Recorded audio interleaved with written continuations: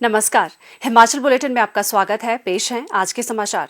मुख्यमंत्री श्री जयराम ठाकुर ने आज भारत रत्न डॉक्टर भीमराव अंबेडकर की जयंती पर अंबेडकर चौक शिमला में उनकी प्रतिमा पर पुष्पांजलि अर्पित की। इसके उपरांत पत्रकारों से अनौपचारिक बातचीत करते हुए मुख्यमंत्री ने कहा, भारत रत्न और भारत के संविधान के निर्माता डॉक्टर भीमराव अंबेडकर जी की आज पुण्य जयंती है और हमारे लिए ये बहुत बड़ा विषय है पूरे देश के लिए कि देश के संविधान की जब रचना की बात आई, लिखने की बात आई, बनाने की बात आई, तो ये बहुत महत्वपूर्ण कार्य स्वतंत्रता प्राप्त करने के पश्चात डॉक्टर भीमराव अंबेडकर जी को दिया गया। बहुत मुश्किल कार्य था, लेकिन फिर भी उसके बावजूद उन्होंने इस कार्य को बहुत बेहतर ढंग से किया है और आज पूरा देश में जो संविधान जो लागू है, जिसका हम सब लोग पालन करने की दिशा में आगे बढ़ करके काम करते हैं, वो डॉक्टर भीमराव अंबेडकर जी की एक बहुत बड़ी देन है। शिक्षा के क्षेत्र में उनने एक नहीं अनेक उपाधियां हासिल की।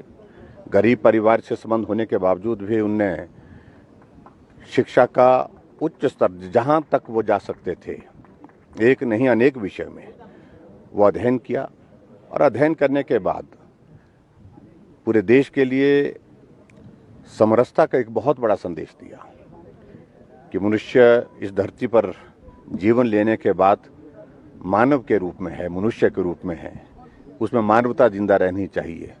वो किसी धर्म का हो, किसी भी समुदाय का हो, किसी भी जाति का हो।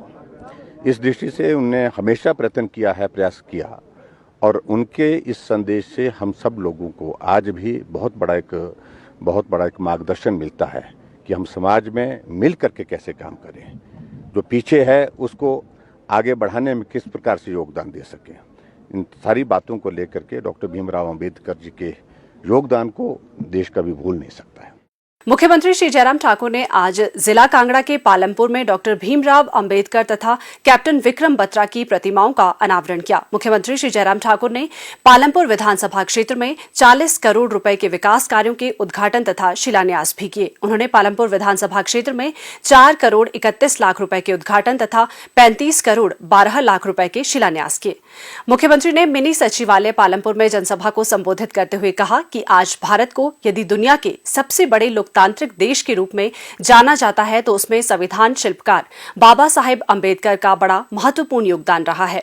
बाबा साहेब अंबेडकर सिर्फ एक नाम ही नहीं बल्कि प्रेरणा का एक स्रोत भी हैं। वो एक ऐसे महापुरुष है जिन्होंने अपना पूरा जीवन देश के लिए समर्पित कर दिया। आज मुझे इस बात की प्रसन्नता है कि मुझे ये सौभाग्य प्राप्त हुआ, डॉक्टर भीमराव अंबेडकर जिन्होंने देश के लिए संविधान दिया, उनकी मूर्ति का यहाँ पर अनावरण के लिए, इसके लिए मैं आप सबका भी अभिनंदन करता हूं, आप सबको भी बधाई देता हूं और आप सबको भी धन्यवाद करता हूं। बहुत बहुत बधाई और शुभकामनाएं। कैप्टन विक्रम बत्रा जी ने अपने देश के लिए अपने प्राण न्यौछावर किए। आज के दिन हम उनके लिए भी श्रद्धांजलि देते हैं, उनके योगदान को विस्मरण कर। उनका भी एक छोटा जो है वो यहाँ पर एक स्टैचू बनकर के तैयार हुआ है, उसका भी अनावरण आज है और हमें ये सौभाग्य प्राप्त हो रहा है। उस बात को लेकर के भी मैं उनको जहां श्रद्धांजलि देता हूं, उनके परिवार का बहुत बड़ा, उस दृष्टि से मैं कह सकता हूं कि बहुत बड़ा योगदान है। कैसे बेटे को जन्म दिया जिसने जीवन की कुर्बानी दे दी इस देश की रक्षा के लिए। आदरणीय प्रधानमंत्री नरेंद्र भाई मोदी जी ने पूरे देश के लिए आयुष्मान भारत की शुरुआत की, गरीब का इलाज मुफ्त में हो सके और उसी तरह पर हमने आगे बढ़ करके हमने हिमाचल प्रदेश में हिमकेयर की शुरुआत की। गरीब आदमी का इलाज मुफ्त में सरकार करेगी, जिम्मेवारी आपको उठानी पड़ेगी, निभानी पड़ेगी और अभी तक 2,30,000 से ज्यादा गरीब लोगों का इलाज हम मुफ्त करके वो हमको स्वस्थ करके घर भेज चुके हैं। लोगों की समस्या का समाधान गांव में हो, उसके लिए जनमंच की शुरुआत की। हमने कहा लोगों की समस्या का समाधान घर बैठे हो, उसके लिए 1100 सीएम हेल्पलाइन की शुरुआत की। हमने कहा हमने हिमाचल प्रदेश में हर घर में गैस का चूल्हा हो, 3,25,000 गैस के चूल्हे घर घर में हमने हिमाचल प्रदेश में पहुंचाए। तुम बताओ कि तुमने एक गैस का चूल्हा भी दिया? हमने बुजुर्गों का सम्मान करने के लिए, बुजुर्गों के लिए हमने तय किया कि 60 साल के ऊपर, पहली बैठक में हमने 70 साल के ऊपर बुजुर्गों के लिए पेंशन का प्रावधान सबके लिए किया, और अब के इस बजट में हमने 60 साल से ऊपर सभी बुजुर्गों के लिए पेंशन का प्रावधान किया। जो किया जाता था आज से पहले वो नहीं किया। हमने घपले नहीं किए, घोटाले नहीं किए। आज भी मैं आपके सामने जैसा 4 साल पहले था वैसा जयराम आज भी आपके सामने उंगली उठाने के लिए कहता है।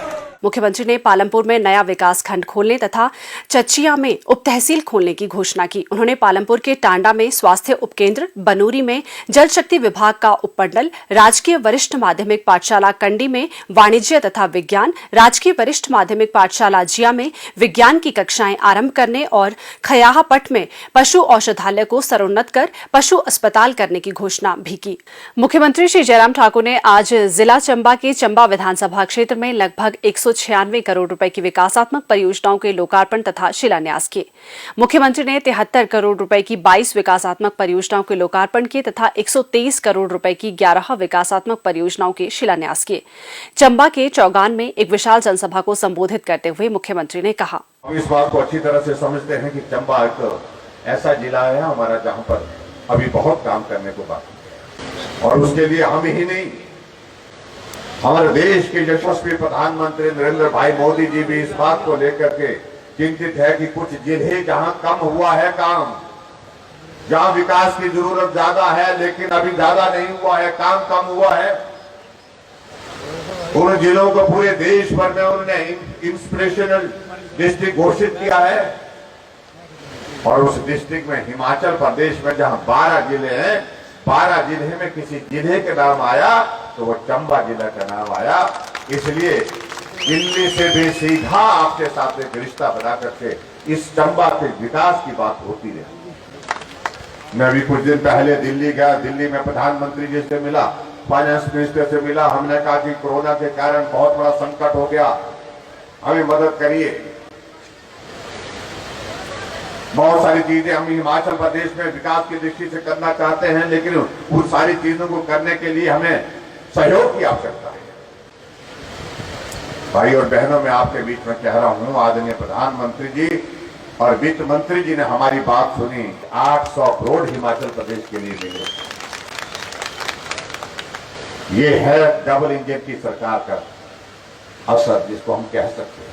और उसी तरह से मैं ये भी कहना चाह रहा हूं, और भी बहुत सारे प्रोजेक्ट, हमको टूरिज्म का प्रोजेक्ट 2100 करोड़ रुपए का हिमाचल को मिला, और उसके माध्यम से हम हिमाचल प्रदेश में नई टूरिस्ट डेस्टिनेशन डेवलप कर रहे हैं। हमको जल जीवन मिशन के अंतर्गत जो है पूरे देश भर से सबसे बेहतरीन काम करने का इनाम मिला। मुख्यमंत्री ने इस अवसर पर साहो में उप तहसील और जल शक्ति मंडल खोलने, गवाड़, धनोटी, तड़ोली और भुजा में प्राथमिक विद्यालयों का स्तरोन्नयन, सार, परेल और छतरड़ी के प्राथमिक विद्यालयों को माध्यमिक विद्यालयों में स्तरोन्नत करने, कड़ेड़, रान और ओड़ा के उच्च विद्यालयों को वरिष्ठ माध्यमिक विद्यालयों में स्तरोन्नत करने, धबड़े में पशु चिकित्सा औषधालय खोलने, पलहुई, कैला और ककिया में स्वास्थ्य उपकेंद्र खोलने और वरिष्ठ माध्यमिक विद्यालय मंगला और जरेड़ा में विज्ञान की कक्षाएं शुरू करने की घोषणा की। उन्होंने कहा कि नए बस स्टैंड से चौगान तक 25 करोड़ रुपए की लागत से रोप वे निर्मित किया जाएगा और इसे स्वीकृति के लिए केंद्र को भेजा गया है। उन्होंने कहा कि चंबा को उड़ान योजना के अंतर्गत शामिल करने का प्रयास किया जाएगा ताकि चंबा से शिमला और चंडीगढ़ के लिए उड़ानें शुरू की जा सके। मुख्यमंत्री ने सनवर गांव के 105 वर्षीय श्रीदास के साथ बातचीत की। श्रीदास वरिष्ठ नागरिकों को प्रदेश सरकार द्वारा प्रदान की जाने वाली सामाजिक सुरक्षा पेंशन के लिए मुख्यमंत्री का आभार व्यक्त करने के लिए विशेष रूप से अपने गांव से चंबा आए थे। मुख्यमंत्री ने इस अवसर पर पद्मश्री ललिता वकील, ब्लैक बेल्ट कराटे विजेता नीलम कुमारी, कबड्डी खिलाड़ी चंपा ठाकुर और डॉक्टर निधिकिया को शॉल और हिमाचली टोपी भेंट कर सम्मानित किया। मुख्यमंत्री श्री जयराम ठाकुर ने गत देर सायं हिमाचल प्रदेश पर्यटन विकास निगम के निदेशक मंडल की 157वीं बैठक की अध्यक्षता की। इस अवसर पर मुख्यमंत्री ने कोविड-19 के कारण प्रभावित हुए निगम के व्यवसाय को आगे बढ़ाने तथा सभी इकाइयों को लाभप्रद बनाने के लिए ठोस कदम उठाने के निर्देश दिए। उन्होंने इस दिशा में निगम के अधिकारियों और कर्मचारियों द्वारा किए गए प्रयासों की सराहना की। उन्होंने प्रभावी विपणन के लिए सोशल मीडिया के माध्यम से व्यापक प्रचार प्रसार की आवश्यकता पर बल दिया। उन्होंने चिन्हित इकाइयों को वेडिंग डेस्टिनेशन के रूप में प्रोत्साहित करने के लिए निगम के प्रयासों पर प्रसन्नता व्यक्त की। मुख्यमंत्री ने कुल्लू मनाली केलांग जिस्पा सर्किट में पर्यटन को और बढ़ाने के लिए कदम उठाने के निर्देश दिए। उन्होंने निगम के व्यवसाय को बढ़ाने के लिए ऑक्यूपेंसी विश्लेषण, कर्मचारियों के लिए प्रशिक्षण कार्यक्रम, होटलों व सेवाओं के प्रचार प्रसार के लिए प्रभावी कदम उठाने को कहा। बैठक में बोर्ड ने 4 वर्ष का कार्यकाल पूर्ण करने वाले दैनिक भोगी कर्मचारियों को नियमित करने की अनुमति प्रदान की। बोर्ड ने सभी पात्र आवेदकों को करुणामूलक आधार पर नियुक्ति प्रदान करने का अनुमोदन किया। बोर्ड ने विभिन्न श्रेणियों के 107 प्रशिक्षुओं को नियमों के अनुसार निगम में समायोजित करने का निर्णय लिया। बैठक में वित्त वर्ष 2022-23 का बजट भी अनुमोदित किया गया। हिमाचल बुलेटिन देखने के लिए सब्सक्राइब करें YouTube channel IPR Himachal, follow करें ट्विटर @DPRHP, लाइक करें Facebook page information and public relations department Himachal Pradesh, visit करें वेबसाइट www.himachalpr.gov.in। इस अंक में इतना ही। कल फिर होगी मुलाकात। दीजिए इजाजत। नमस्कार।